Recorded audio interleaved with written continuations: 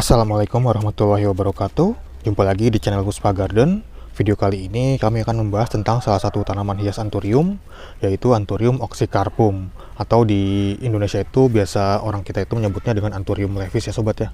Nah, bagi sobat yang sedang mencari review tentang tanaman Anthurium ini, mungkin bisa menonton video ini sampai akhir ya sobat ya. Kita akan coba bahas asal-usul dari Anthurium ini, karakteristiknya, bagaimana cara perawatannya, media tanamnya, dan juga cara perbanyakannya sobat ya.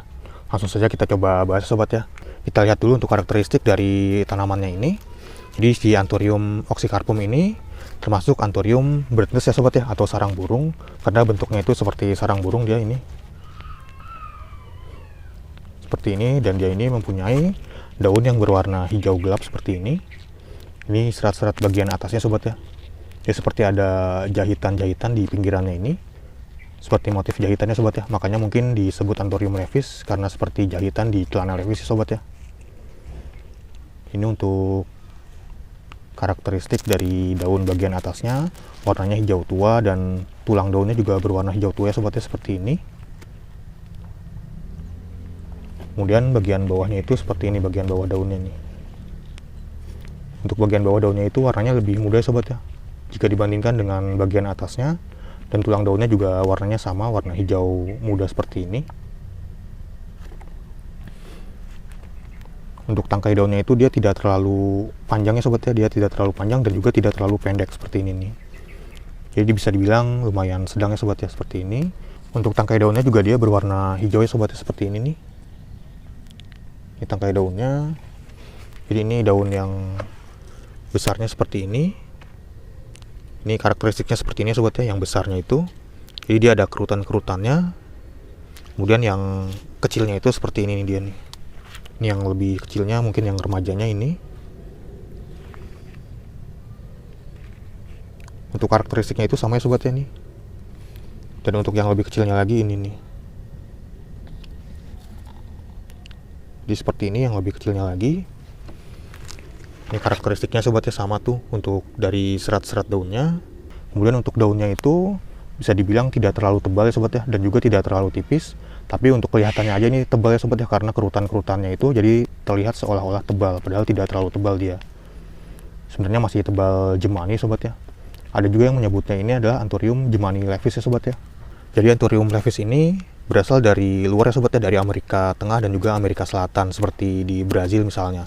Jadi dia ini bukan asli dari Indonesia, dan ini termasuk jenis Anthurium spesies. Jadi maksud spesies itu asli dari alam ya sobat ya, belum di hybrid atau belum disilang. Dan ini termasuk jenis Anthurium jadulan ya sobat ya, karena sudah lama masuk ke Indonesia dia.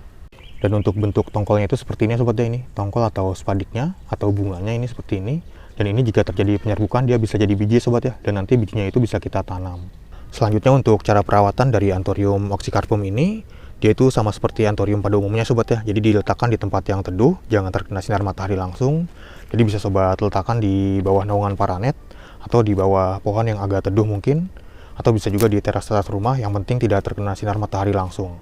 Tapi dia tetap butuh cahaya matahari sobat ya untuk proses fotosintesis, karena kalau kekurangan sinar matahari dia biasanya itu pertumbuhannya itu lebih panjang ya sobat ya, dan juga daunnya lebih lemas. Nah contohnya ini ada yang kekurangan sinar matahari, jadi dia batangnya itu lebih panjang-panjang ini.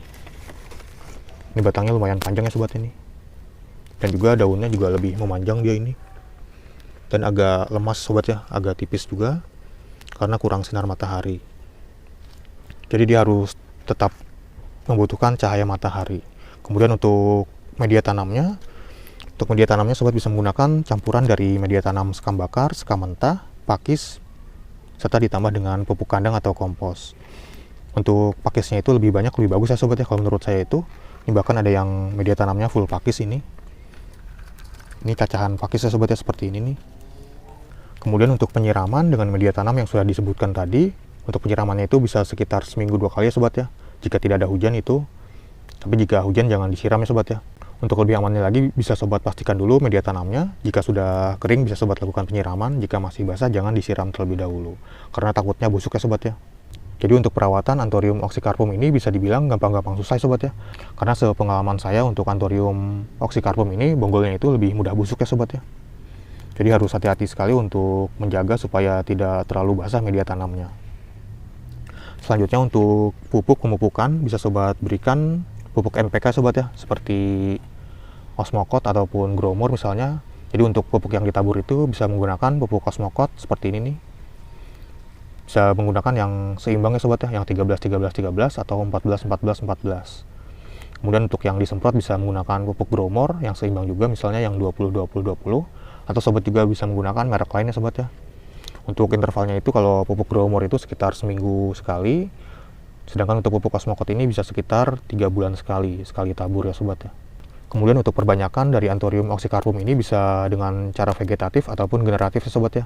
Sobat bisa memisahkan anakannya, biasanya yang sudah besar itu ada anakannya juga, atau bisa juga dengan cara potong bonggol. Jadi bonggol yang sudah besar ini bisa sobat potong. Ini contohnya sobatnya, ini dari bonggol dia. Ini bonggol bawahnya, kemudian di samping-sampingnya nanti akan keluar tunas-tunas baru atau pohon baru. Selain itu juga bisa dari biji ya sobat ya, seperti yang sudah dijelaskan tadi. Jadi tongkolnya ini jika terjadi penyerbukan dia bisa menghasilkan biji nantinya. Dan untuk Anthurium levis ini kayaknya itu masih jarang ya sobat ya ditemui di toko-toko tanaman hias. Mungkin toko-toko tanaman hias tertentu yang menjualnya, jadi mungkin sobat bisa memburunya di toko-toko tanaman hias terdekat, mungkin ada yang menjualnya, atau sobat juga bisa membelinya secara online di Tokopedia ataupun di Shopee atau yang lainnya. Biasanya banyak yang menjualnya sobat ya. Nah mungkin sekian dulu ya sobat ya untuk video kali ini. Jika di antara sobat ada yang ingin menanyakan, mungkin bisa langsung tulis di kolom komentar, atau sobat ingin menambahkan juga bisa langsung tulis di kolom komentar. Jadi kita sharing-sharing aja di sini. Nah sekian dulu untuk video kali ini. Terima kasih sudah menonton, sampai jumpa di video-video yang lainnya. Wassalamualaikum warahmatullahi wabarakatuh.